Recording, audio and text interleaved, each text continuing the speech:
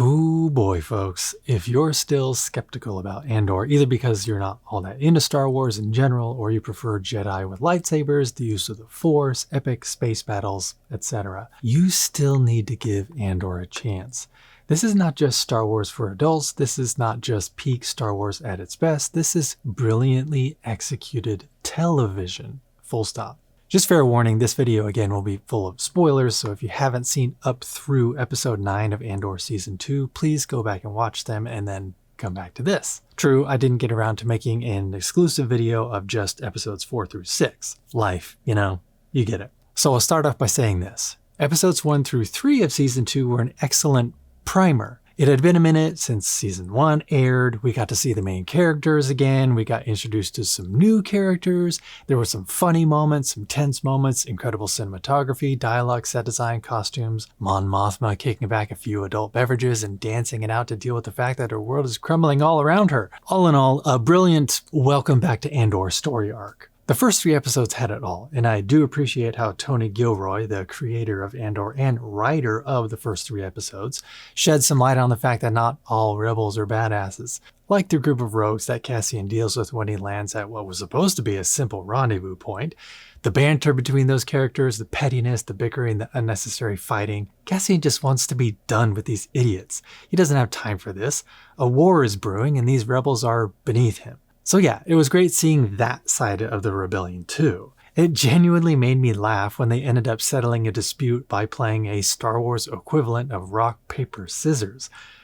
Wait, what? And yeah, good for Cassian to choose that moment to piece out of there. So the overall balance of drama, tension, character building, and humor was such a great way to start off the season. But at its core, Andor is a story of rebellion and all the nuances, all the small decisions that build up to climaxes. And episodes 4 through 7 were all about putting those puzzle pieces in place to make episodes 8 and 9 have a lasting effect. But guess which element was largely missing in episodes 4 through 9?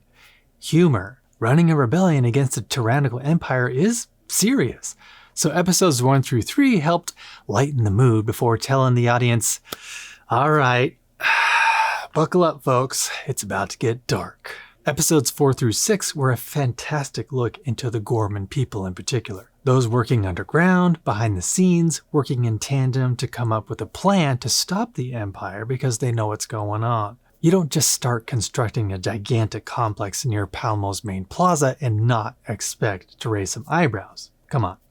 Now honestly, I don't like to get too political on this channel for lots of obvious reasons, but you cannot watch Andor and not see the parallels that are going on right now in the United States. Sorry not sorry, it's just right there. The Gormans holding town hall meetings that turn into people shouting and getting upset.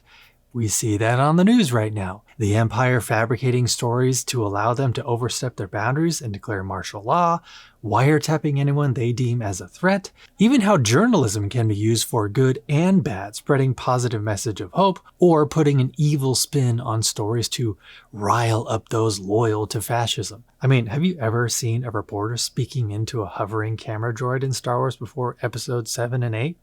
No. So it's yet another way that Andor has flipped the mirror on us. Despite it being a story a long time ago in a galaxy far, far away, this is what's happening to us. The writing is on the wall, people. I even read a great article from The Hollywood Reporter about how great sci-fi often serves as an allegory to current social and political issues, and Andor is no exception. That is why this season in particular is resonating so much with its audience, not only because it's peak Star Wars, but because we are witnessing the rise of fascism in the United States as we speak. Tony Gilroy himself said that Andor Season 2 is the most important and biggest project he's ever done. But reading between the lines, I don't think he meant important just as a Star Wars story, you know? Okay, back to the show. Is anyone else enjoying every extra minute we're spending with Saw Gerrera? I personally haven't seen the animated Star Wars shows like Clone Wars or Rebels, etc. So the only time I had seen the character was in Rogue One. But Forrest Whitaker is such a force to be reckoned with. He was such a weird but captivating presence in Rogue One, so I'm so glad we get to see more of him being fleshed out in Andor. And once again, every scene he's in, I can't take my eyes off of him. He commands your undivided attention.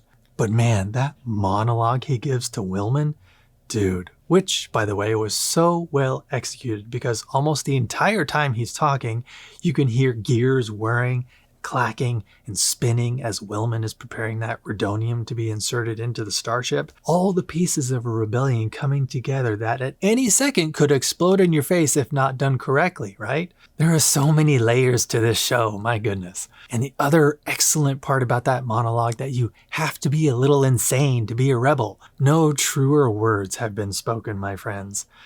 There's one aspect about the Gormans that I want to discuss briefly. Did you know that it's a made-up language? It's meant to sound French, which is honestly what I thought it was since I don't personally speak French. But it was completely made up just for the show.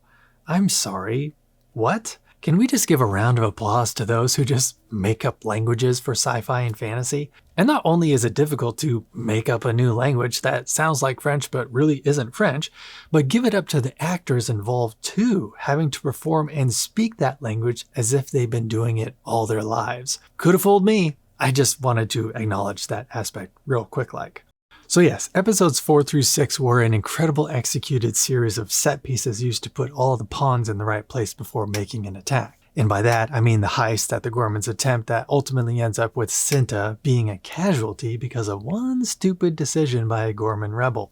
And the scolding he got from Vel Sartha afterwards, who happened to be in love with Cinta, would make any man cry. Another stellar monologue. Sheesh. I mean, with a rebellion, it's not going to be perfect. There will be setbacks along the way. And that failed heist is what the Empire wanted all along, to give them a reason to tighten up security and invade Gorman so that they could mine that precious calcite to ultimately help them build the first Death Star, eventually turning that beautiful city of Palmo into a wasteland. Oof, hard pill to swallow. Man, there's so much I want to talk about, but I don't want to take up too much of your time.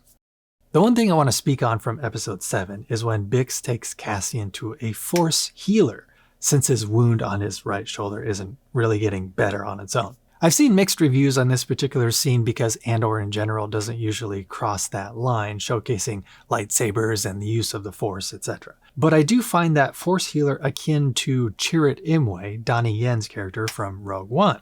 You know, the blind guy who keeps repeating, "I am one with the Force is with me." So it's another reminder that there are those in this universe that are more tuned to the Force than others. And yes, there are critics out there who don't think this needs mentioning because the Force doesn't belong in Andor at all. But I think it honestly helps tie Andor and Rogue One together better. I personally liked it, but that's just my take on it. You do you. Now, episodes 8 and 9 are, I'm just going to say it, masterpieces. Some of the best television, period. We all knew it would come to this, but it was presented in such a way that I still couldn't help but be at the edge of my seat with an accelerated heart rate the whole time. All the pieces once again coming into position in episode 8, Dedra allowing the Empire to essentially take over Palmo, Cyril realizing he's been played all along, Cassian needing to take out Dedra, the Gormans marching towards the plaza, which, by the way, is such a great way to build tension, am I right? Having a large group of people chanting the same thing over and over, it made the hairs on the back of my neck stand up. What else? The group of young Imperial soldiers being forced to perform crowd control, knowing full well this might be their very demise. Man, you could cut the tension with a knife. And I know Cyril didn't take it well knowing he was a pawn all along, but did it take anyone else by surprise when he started to choke Dedra? I was like, damn, he is literally at the end of his rope. But then the maniacal desperation in Dedra's eyes, pleading with Cyril to stick with the plan so they can run off together when it all blows over and they can be happy together somewhere else. Wow. I mean, that really does highlight her upbringing, having parents who were apparently criminals and being raised in an Imperial kinderblock.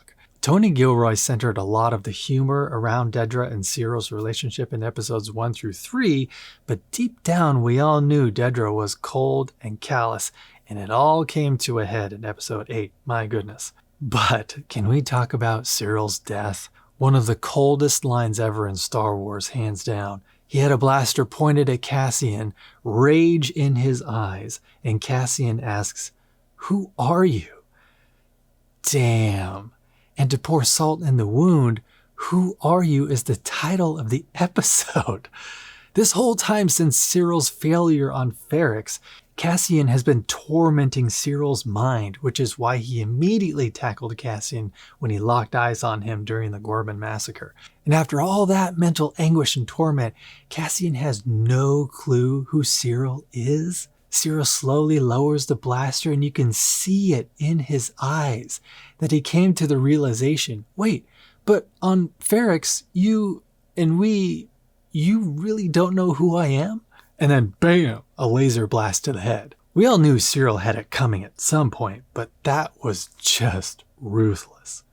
Now, backtracking for a second though, the fight between Cassian and Cyril was on point, people. The musical score, and for that matter, the Gormans all singing some sort of anthem together in the plaza, was such a key component of episode 8.